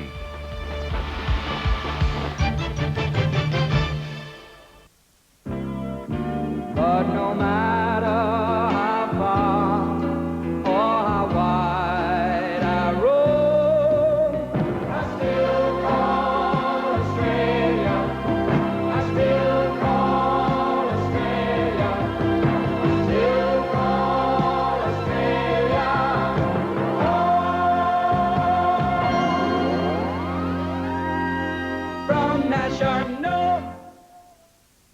Only Westpac brings you Advantage Saver, the savings account that gives you all the advantages of the world's first national electronic banking system. Advantages like access to your money at more times and in more places, high interest, automatic payment of your regular bills, and it gives you the card. Advantage Saver, the savings account from Westpac, the bank.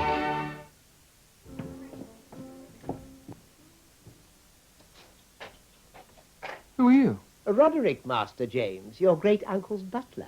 But he's been dead for over 30 years. So have I, sir. But your selection of port. What do you suggest? Penfolds Club port, sir. A smooth, mellow port of great character. Just like my uncle. Penfolds Club port. By comparison, other ports don't stand a ghost of a chance. Which 2 to 3 ton truck in Australia today is not so squeezy? On the load, on power, and of course on comfort and room. Okay, which one of you blokes parked his canter in my spot? Nice truck. Oh, you can park here anytime, eh? Not so squeezy, eh? Not so squeezy Mitsubishi Canter. A better run for your money. It's another Mitsubishi truck. Charlton Heston is the sheriff. James Coburn, the escaped prisoner. These are the last hard men playing the deadliest game of all. The Last Hard Men. For the first time on television, your powerful Sunday night movie at 8:30. Coming up shortly, Hawthorn and St Kilda, but first of all, let's go up to the sporting offices of the Sunday Press, and once again, it's a very good evening to their sports editor, Scott Palmer. Good evening, Peter. Welcome, viewers, to the Sunday Press. It would not be fibbing to say that all hell has broken loose at Princes Park tonight. The injury to Alex Marcoux, he has a fractured jaw, has prompted David Parkin to come out in support of his player, who he claims is a league target. He gets no protection at all, said Parkin. He pointed out that other players in the Blues side were carrying facial injuries tonight. His player, Spiro Corkamillis, was reported for allegedly attempting to kick a Richmond player in Matthew Wall, and Parkin called that frivolous, and that means a fine, I should imagine. In the Richmond rooms, Mike Patterson was loudly shouting and told the press he had more important things to do than talk to it. Mike Roach, who was dropped for this match, denied he was leaving the Tigers and said it was the worst he'd seen Richmond play ever. Zantuck's fiery, that's what happened. Ron Barassi was talking about the three-quarter time incident in which he clashed with his player, Shane Zantuck. There will be no disciplinary action taken, said Barassi. The Melbourne coach said his job now was to guard against a slide, but he said the conditions were against the Demons today. Chris Connolly was reported by both field umpires for striking Paul Vanderhaar out there at VFL Park. Kevin Sheedy said again that the Bombers were a better side than last year. We're on target for another shot at the premiership. St Kilda suffered a loss today. Big Max Crow ruptured his clavicular joint in the shoulder and will have surgery tomorrow. He'll miss the rest of the year. Coach Tony Gill said Hawthorn destroyed the Saints today and proved why they were the best side in the competition. But he was pleased with the way the Saints criticised each other for mistakes. It showed they cared about losing. Hawthorn suffered no injuries, and Alan Jeans was pleased at keeping St Kilda to its lowest score ever against Hawthorn. The previous lowest was 5-5 in 1959. North officials were stunned that Ross Glendenning, their Brownlow medalist, was reported for striking Geelong's Bernard Toohey at the MCG. It's the first time in his career that Glendenning has been reported. Coach Barry Cable said it was the 4th match in a row that North was in a winning position but blew it. It could have been the pressure, it could have been that some players weren't good enough, it could have been inexperience, said Cable. We'll just have to work that one out. Geelong's Tom Hapey said Geelong is learning to fight, and he was pleased with his rovers like Bures and Bruns today, and particularly Brian Peake, who picked up 25 kicks. We're in the 5, and that's our aim. But don't ask me what will happen in 8 weeks' time. That was the word of Mickey Malthouse at Footscray tonight. We've got a team of goers, the conditions suited us today, and we're proud. Fitzroy, of course, is shattered, but Robbie Wall said he wasn't thinking about the possibility that the Lions have missed the 5. I still thought we could have won in the second quarter today, said Walls. A big task, they were 50 points behind. Back to you, Peter.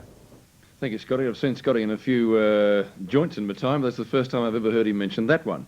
Let's check the leading goal kickers now after round 14. Paul Salmon still on top. He won't be taking any further part in the season this year, unfortunately for the Bombers. Let's hope he's back quickly next year. Bernie Quinlan, Brian Taylor, Tony Lockett didn't play today either. Mark Jackson got 6 today, and Mickey Conlon finished up with 2. Right, to our next game, and clashes between Hawthorn and St Kilda a few years back were last man standing affairs, certainly no place for the faint-hearted. In more recent times, though, the Hawks have reigned supreme, winning their last 10 contests, with the Saints last tasting victory at Moorabbin, and that was back in 1979. This week, though, has been a good one for St Kilda. They won their first match against the Swans in Sydney, and on Thursday, club creditors accepted compromise payments from the club, which kept it afloat. For Hawthorn, the week has been one of reflection and determination after their poor performance against Melbourne, a loss that cost the club top position on the premiership ladder. For their coach Alan Jeans, a win today against his old club was a must, but he knew it wouldn't be easy early. Peter McKenna and Jack Edwards are our commentators at Moorabbin, and we pick up play now in the second quarter, some 1.5 minutes in. In the first quarter, and I can't find Robert Elphinston. I wonder if he's I noticed Tomei was on the ground. I wonder if he's been taken off the ground, or whether he is injured. That'll be interesting to find out, because he is the captain of the side. There's Tuck getting a hurry kick. Mace punches the ball away. Green had 8 kicks in the first quarter. Gets in a hand pass over to Tuck. Tuck dives on the ball, gets it out. Now it's a chance for Hawthorn. They're going very hard after the ball. It's on half back as Mew picks up. Kicks it wide. He's looking out there for Rodney Eade. The ball bounces towards the boundary line, and it beats Rodney Eade over the line out of bounds. But definitely Elphinston is not on the ground, and Pirrie is playing at centre half back now. I wonder, that'll be a very interesting one for Tony Gill tomorrow on World of Sport. Well, I think he must be injured, because he played fairly well himself, even though Brereton kicked 3 goals. But here's Brereton again. His hand pass into Matthews, tapped down to ground. Matthews a chance to pick up, and that he does. Looks for a hand pass back, and he finds a teammate. He's found one.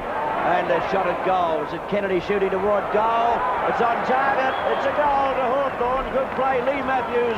Another Hawthorn goal. He kicks his second goal, John Kennedy.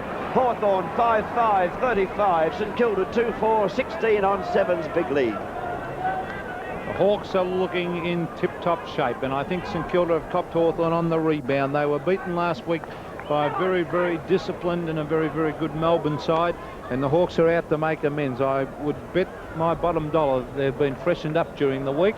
And they look, they look pretty mean and fair dinkum today, as we see Byrne going in there against Mace. Mace gets a knock away, kicked off the ground by Russell Green, back towards the half-forward line.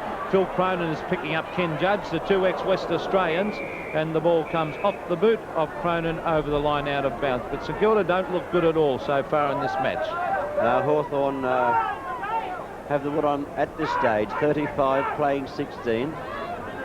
Brereton doing the ruck work against Pirrie, but neither get it down really. Mace tackling Tuck. He wasn't in possession. Burns crashes through. And straight over the boundary line, I think. Yes, it's gone into the crowd. So that will be a free kick to be taken on the centre wing position by either DiPio, Domenico or Judge. Judge is going to take the... Schwab going to take the free kick. Who's he going toward? He's just going to kick it up, I think, and hope. The ball up high, about 40 metres out from Hawthorn's goal. Brereton flies from behind. Odgers goes in. Must get a free kick, Gary Odgers. He's been in great form this year. A very, very underrated player, Gary Odgers. Kicks it all dangerous, but it comes off to Paul Morwood. This will be 15 metres because... But good play by Rodney Eade, because Morwood had a loose man to give the hand pass to. We've seen a number of 15-metre penalties today. A very ordinary kick out wide. But picking it up is the ever-reliable Jeff Cunningham. A shocking kick. Ever-reliable? I wasn't talking about his kicking, Jack. I was talking about his ball-getting ability. He always gives his everything for the Saints, but he is not a good kick of a football. There's that ugly-looking kick by Polkinghorne towards centre wing. Up they go, punched away by Cowie. Back towards Schwab. Schwab picks it up. He's a reliable player too. Looking down there for Judge. Judge and Cronin. Out comes McCarthy.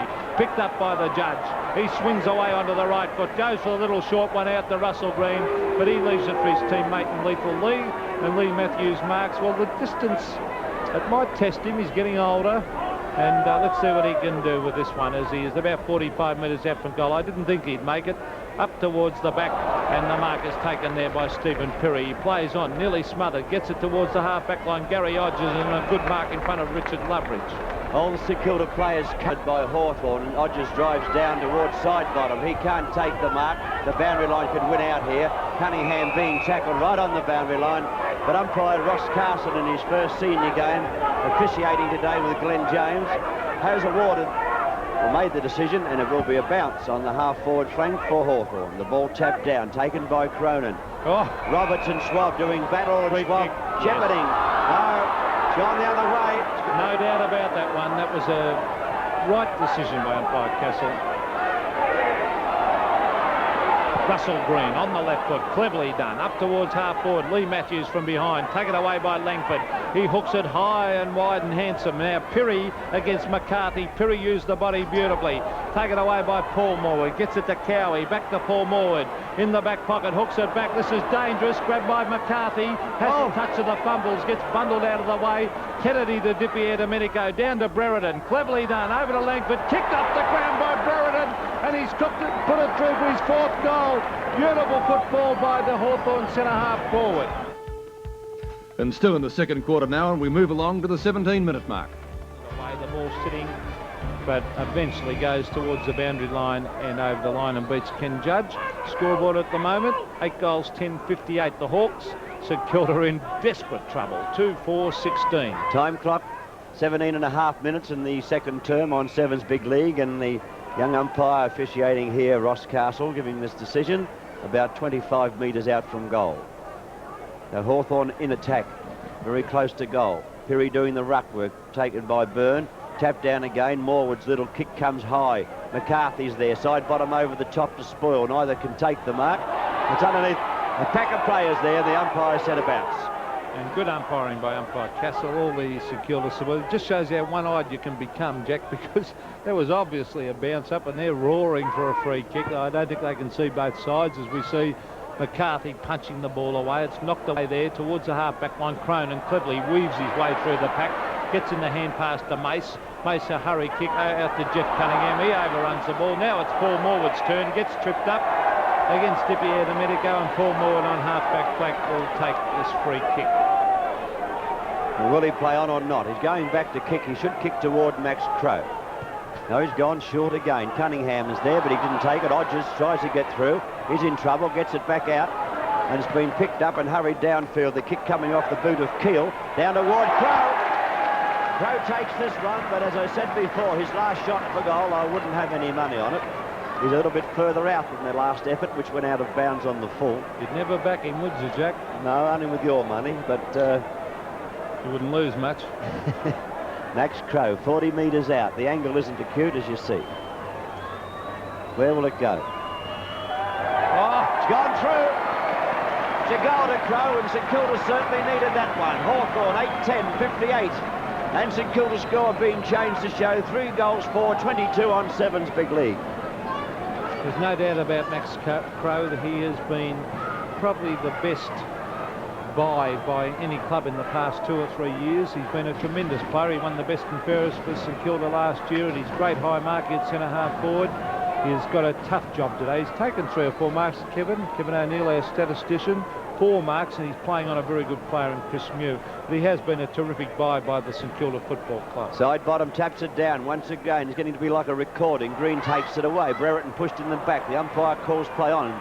Odgers going in. Can't get it out, and umpire James said a bounce will take place at the half-forward position for Hawthorn. James going in to sort things out there. Russell Green, how many kicks is that, Kev? 13 kicks already, Jack. That's how dominant he's been. He's done everything right, hasn't he? Hasn't put a foot wrong. Now, McCarthy will do the ruck work here against side bottom. McCarthy got the tap, but it came down to Morwood. Comes up towards Keel. He hooks further afield. Tomei can't pick it up as yet. Gets it back out to Odgers, but he can't get a clean kick away. Looks like it's been hurried up by McCarthy. Chance for Matthews. Being held. Free kick to Matthews. Brilliant play. Brilliant play by Lee Matthews. Phil Cronin not happy, but he knows in himself that was a free kick, and that was tremendous use of the body. He's already kicked the goal, Lee Matthews. He's only 30 metres out directly in front, and I'll tell you what, he doesn't miss many of these. Lethal Lee, as he runs in, stabs at the ball, floats it through. That's a goal, and that's his second Lethal Lee. And Hawthorn move on to 9 goals 10 to St Kilda 3 goals 4. On Sevens Big League, we've now been playing 21 minutes of the second term. Peter McKenna just gave you the scores, which show that St Kilda are trailing Hawthorn by 42 points. So we're still a few minutes, or have a few minutes of the second term to go as yet, so Hawthorn taking a firm grip on the game before half-time. Side bottom got the tap down. Socket off the ground, comes to Cunningham. He breaks away through the mud patch and drives over towards Roberts.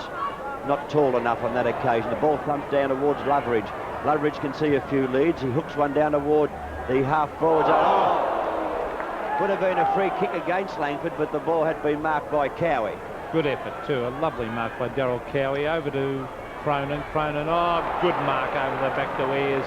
Gee, they're playing well today, Hawthorn. Too tall for Roberts. Too tall for Michael Roberts and too strong. And there's a beautiful kick to half-forward Brereton against Cowie over the back. Actually, Cowie doing a fair job in this quarter too. Out goes Danny Frawley. Punches the ball away. It's on that half-back line. Still a chance for the Saints through Keel. Caught with the ball in the back. No, said the umpire. Play on.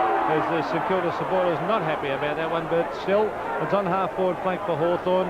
Time clock showing 22 minutes gone in the second quarter. 6 goals, 6 the difference. That's 7 goals as we see McCarthy, a big knock away to Matthews. Now out comes Lee, picks it up. Caught, gets in the hand pass, back towards McCarthy. He runs away, gets in another hand pass. Cowie tries to punch it. Now it's McCarthy again, a long hand pass to Brereton. He fires at the goals. Don't tell me that's goal number 5. It is goal number 5 to Dermot Brereton. Beautiful play by the big ruckman McCarthy. Some people's idea of National in the kitchen stops at microwaves. Oh, thank you. I mean, I wouldn't be without my genius. But what about National's new food processor? It does more than anyone. And National blenders, mixers, juicers, rice cookers, toasters, dishwashers, even vacuum cleaners. Other people just make appliances. National puts friends in your kitchen. My kitchen wouldn't be complete without National. From National. Hong Kong, a thriving, booming marketplace. At night, the city takes time out to enjoy the best the world has to offer. Your Foster's Lager, winning more friends in Hong Kong each year. Foster's Lager, it's got the flavor that's taken it all around the world. Now that's a truly fine beer. Sunday Press has a report from London on Prince Andrew's latest escapade and the boom in way-out dining in Britain. In league football, Neil Roberts makes his choice for premiers. It may be a surprise to many fans, but he hasn't gone for either the Hawks or Bombers. There's also a special feature on Max Walker's new career and exclusive courtside reports from Wimbledon by John Newcomb. Sunday's best paper, Sunday Press, out tomorrow.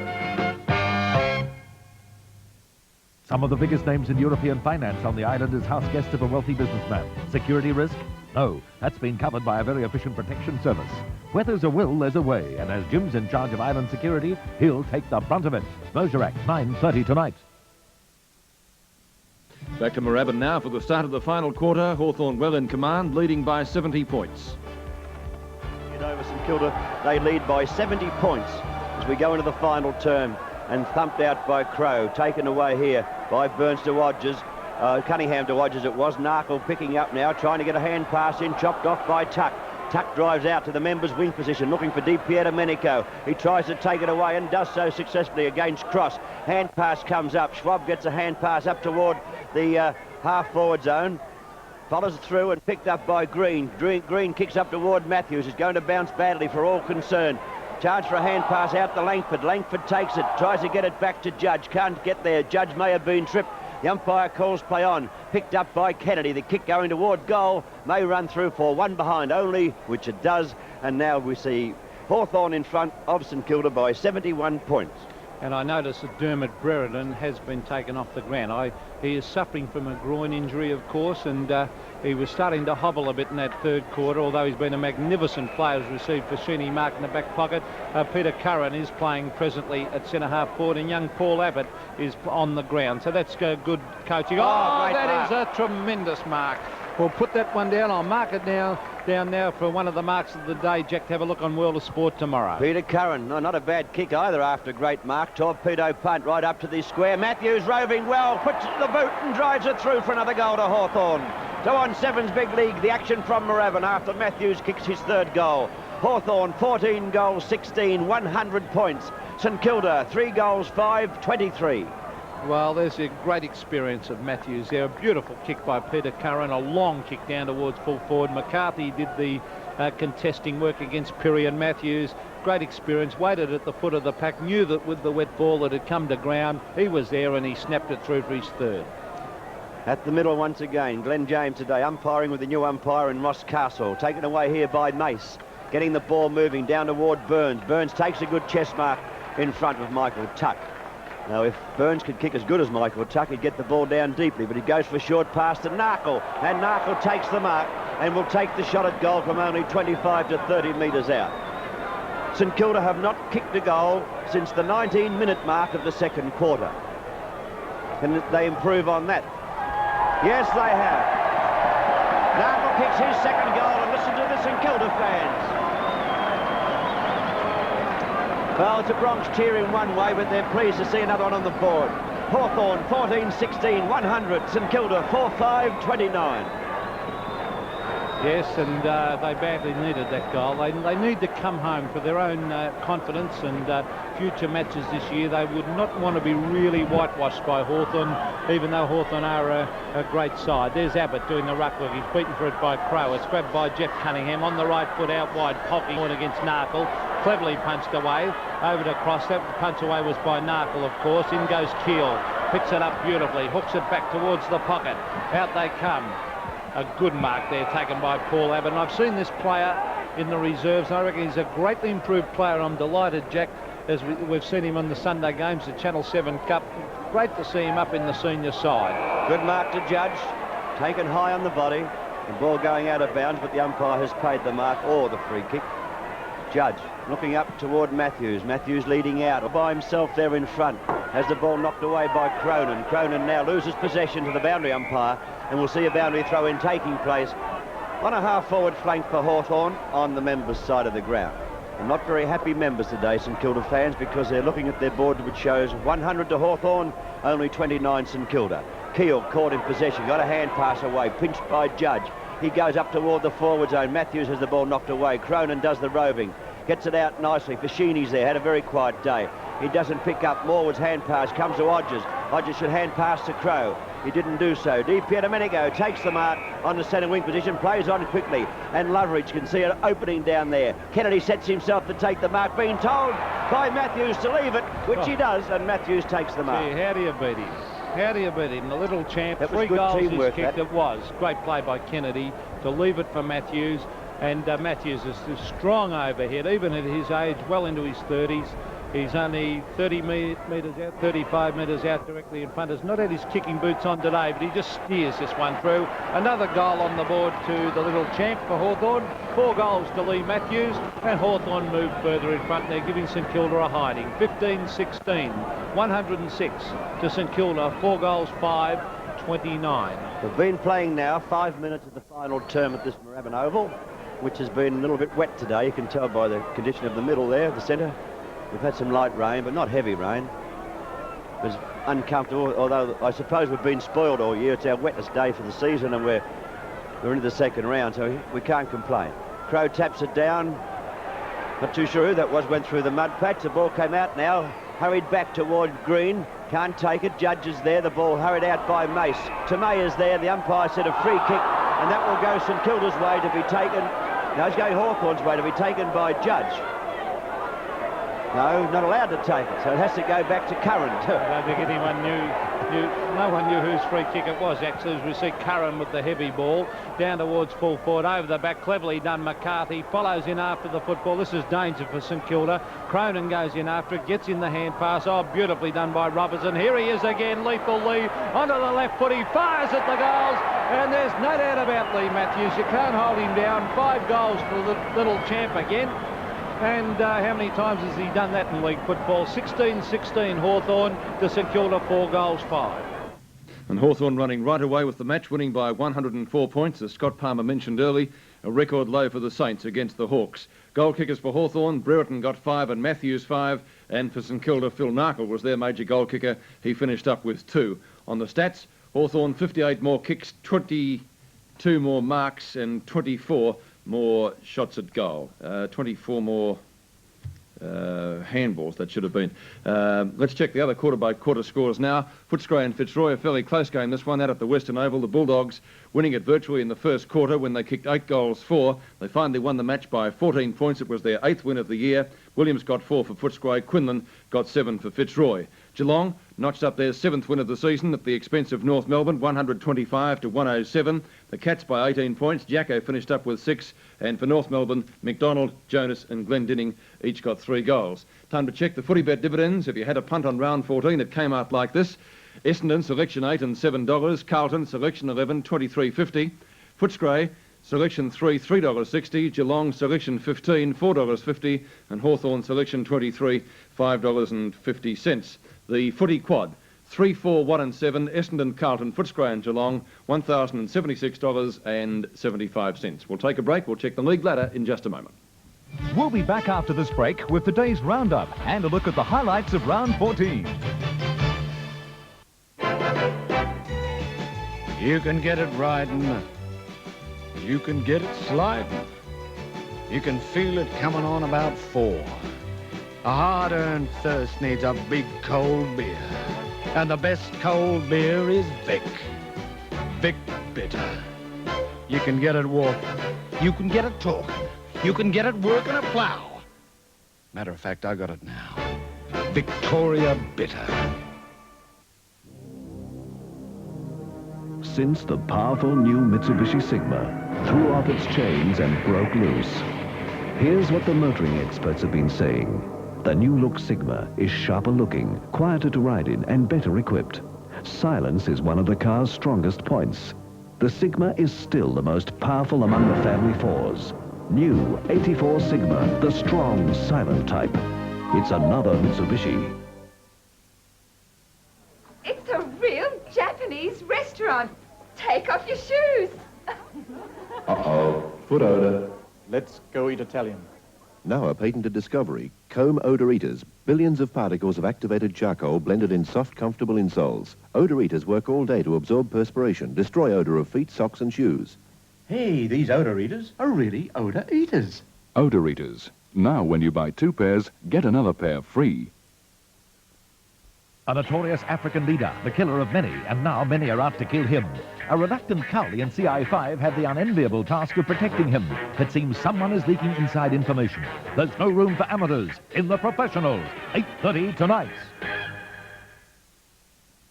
We check the league ladder now, which is brought to you with the compliments of Arnott's, and they're awarding $5,000 to the team that tops the list at the end of the home and away matches. Hawthorn back on top after their huge win over St Kilda today. Essendon, of course, also won well, but once again it's percentage separating the 2 top sides, and this week it's Hawthorn's turn to head the list. Carlton, a big percentage booster today, go up to 36 points and a very healthy percentage likewise. Footscray and Melbourne making up the 5. Collingwood and the Sydney Swans to play tomorrow. Collingwood could go in the 5 if, in fact, they can finish up victors. Well, of course, the big talking point in football circles last night and today was the sacking of Brownlow medalist Barry Round from the Swans. And from Sydney, Steve Rebillard filed this report. There has been no finer man in VFL football in recent years than Barry Round, and his retirement is a loss not just to the Swans but to the game as a whole. His form of late hasn't been good, and he wasn't picked in the first 18 for the Collingwood match. Barry is bitterly disappointed at going out this way, but the club insists it's done the right thing by him. In time, he'll come to realise that the decision was correct. I think it's a friend who's got to tell you the bad news. I mean, I think you can always go on in life and hope that things will change, but if they're not going to, I think it's important that the people who are close to you make those decisions. The 1981 Brownlow medalist isn't talking about it at the moment. He's no doubt finding his retirement, forced or otherwise, a little hard to swallow. And, of course, the Sydney Swans play Collingwood tomorrow, 2:05, straight after World of Sport. Next Tuesday, it's the first semi-final of the Sterling Cup. Hawthorn play Essendon. That's at VFL Park at 8:30 on 7 and associated stations. Next week, round 15. Collingwood play Carlton for $10,000 of World of Sport money. That should be before a huge crowd at VFL Park. Essendon play Richmond at Windy Hill.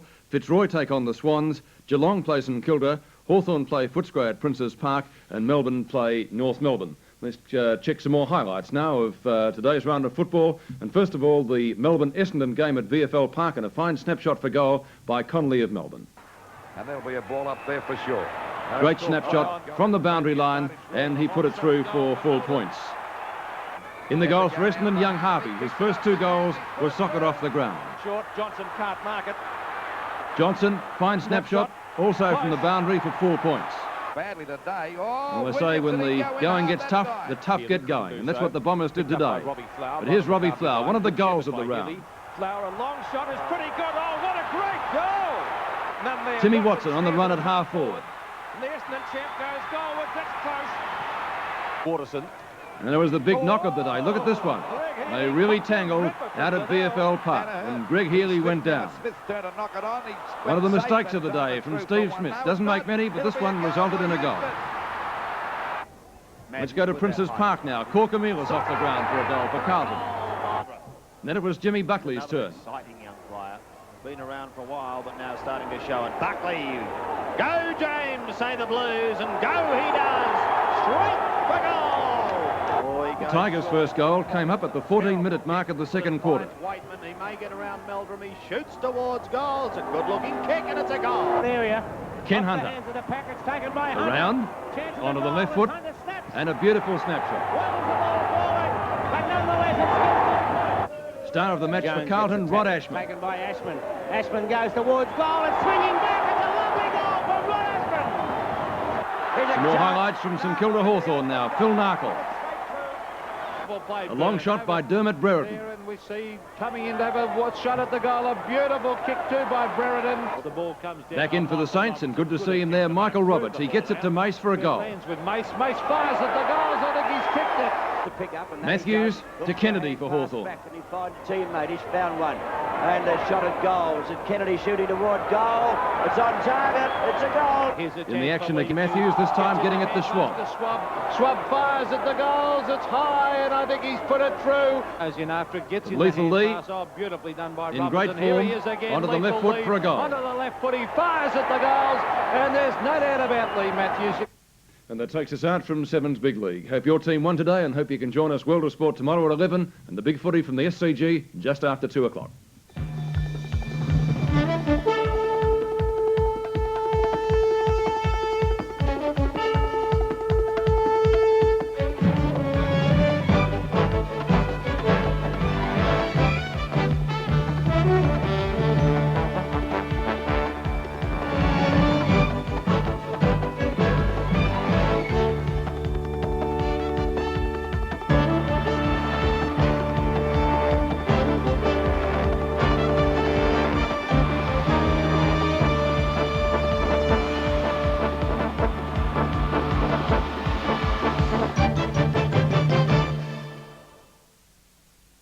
Tonight, Seven's Big League was proudly brought to you by Carlton, one of the world's great brewers.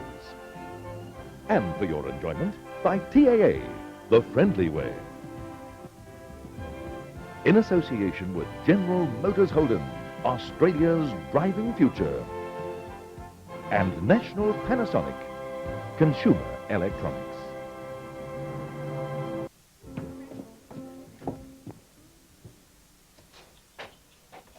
Who are you? Roderick, Master James, your great-uncle's butler.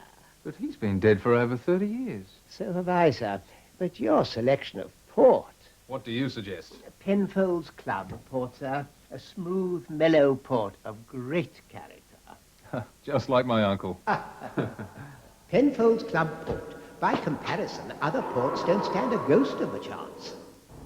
Hi, I'm Barry Connell. Have I got a bargain for you? 1983 5-door liftback Colts.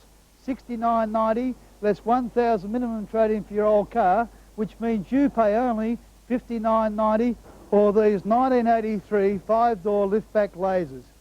$79.90 less $1,000 minimum trade-in for your old car, which means you pay only $69.90. See these and more at Barry Connell, Southern Motors. Hey, caramelize those eyes that hypnotize. Beautiful caramelize, caramelize me. Now there's big caramel here, big beautiful caramel here. A new kind of caramel, deliciously rich and dairy smooth. It's like no caramel you've ever tasted. Beautiful caramelize, caramelize me. Big caramel M. On Sunday night, Charlton Heston and James Coburn star in your powerful Sunday night movie, The Last Hard Men. It's the deadliest game of all. The Last Hard Men, premiering Sunday, 8:30. 7 holes the key there, be there.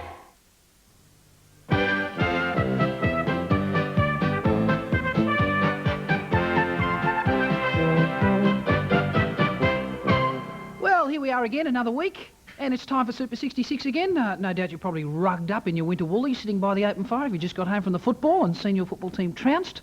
Depends, of course, who you barrack for this week. Huge point advantage. Melbourne kicking with the use of the sour wet.